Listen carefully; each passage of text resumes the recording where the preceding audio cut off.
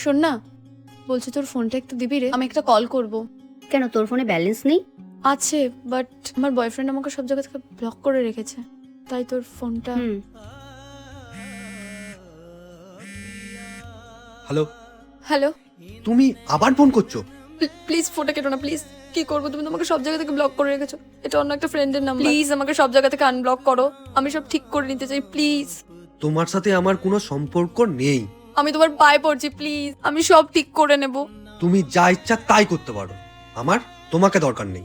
Hello, hello, নেই ফোনটা।